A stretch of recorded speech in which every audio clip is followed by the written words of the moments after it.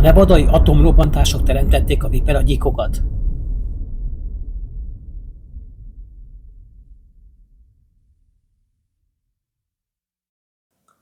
5 nyugtalanító kérdés, 5 válasz a gilákról. Csak a kígyók mérgesek, a siklók nem. A gyíkok aztán végképp nem, mert azoknak van lábuk. Nagyjából ennyiből áll egy átlag választópolgár ismerete a csúszómászokról, aggodalmat ébresztve az iránt, hogy vajon milyen háttérismeretek irányíthatják X-et hagyó kezüket ama döntésük során, amely elvileg a jövőmet is meghatározza. Hát nehéz döntés volt, de döntöttem. De hogy a sikló és kígyó, úgy van mérges harapású gyík is, ezek a viperagyíkok.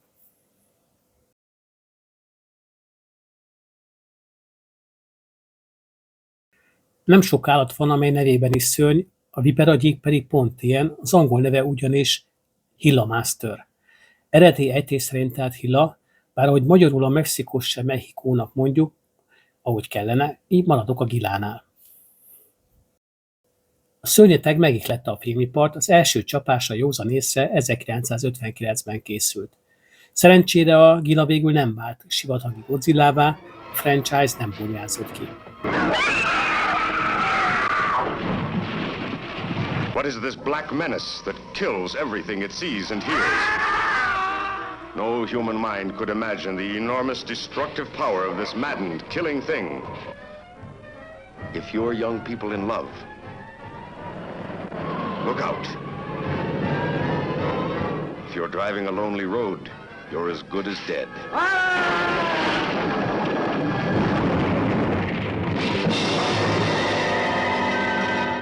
Never in the history of the United States, a monster of such size and power and horrifying hatred of man.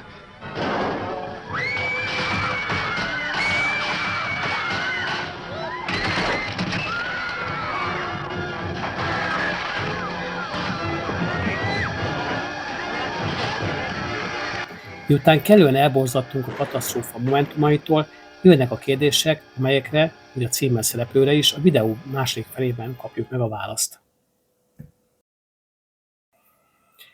Első. Milyen név az, hogy Gila? Honnan kapta? Második. Agresszív állat-e a Gila? Harmadik. Miért ilyen vastag ez a gyík? Negyedik. Valóban olyan erős a mérge, hogy még a lehelete is halálos? Ötödik. Mit esznek a gilák? Míg megkapjuk a válaszokat, nézzünk bele abba a csodálatos filmbe, amely nem is olyan régen készült, 2012-ben, és pusztító kulturális értékkel bír, mint egy néprajzi múzeumra támadó 20 méteres gila. I think I saw something. It was big, huge, it had a tail. Like a lizard, almost the size of a dinosaur. Hey, there's something on the track up there. He's like the rest of those hot rodders. Watch this. No, don't! Obsessed with speed, loud music, and living lives with no direction or purpose.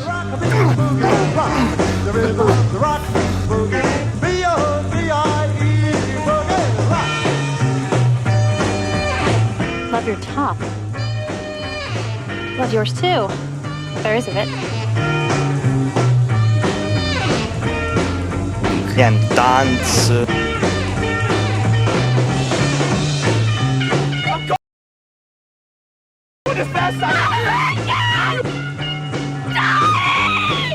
Let's go, lizard. Here he comes!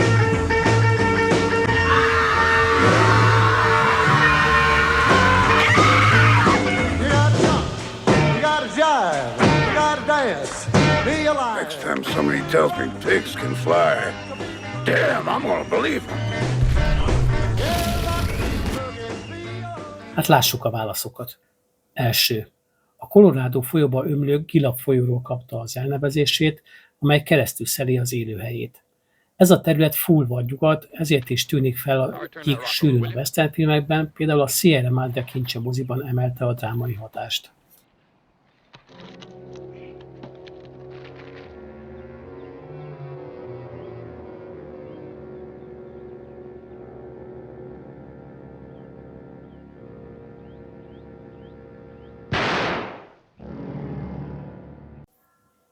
Második. A gila nem vadászik emberekre, se bosszúból, se nyerességvágyból. Tehát csak akkor harap, ha cseszegetjük, de akkor a lomha alapmozgásához képest igen gyorsan odakaphat. Tehát alapvetően nem agresszív állat. Harmadik. A sivatagi, félsivatagi élőhelye jár, hogy fel kell készülni az ínséges időszakokra. A farkában zsírt raktároz, és a lehető legkevesebb ideig aktív, a forró nappalokat hasadékokban, üregekben tölti, így hosszú hónapok is képes ellenni táplálék nélkül.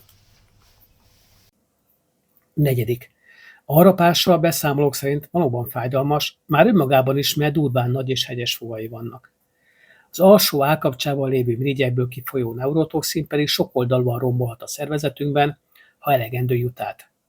És elegendő jut át, mert szájzáras harapása. Habár tehát fájdalmas, ritkán végzetes a mérge. Igaz, pont 2024-ben történt egy haláleset a harapása következtében. Viszont az, hogy képes a lehetével is mérgezni, az szintiszta hülyeség. 5. Se kábolyokat, se indiánokat, se más identitásokkal büszke embereket, se statisztikai migránsokat nem eszik, viszont kisebb gerinceseket szívesen a fogai közé kap. Például egy egeret is à la carte. Végezetül a címben szereplő kérdésre a válasz nem.